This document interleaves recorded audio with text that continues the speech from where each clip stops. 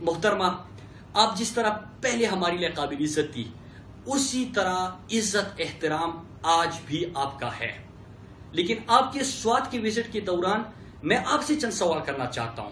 کیا آپ قرآن پہ ہاتھ رکھ کے یہ بتانا پسند فرمائے گی کہ سیرینا ہوٹل میں آپ کی کس کس کے ساتھ ملاقاتیں ہوئی تھی؟ آپ کے زیر استعمال وہاں پہ جو گاڑی تھی سوات کے اندر وہ کس کی تھی؟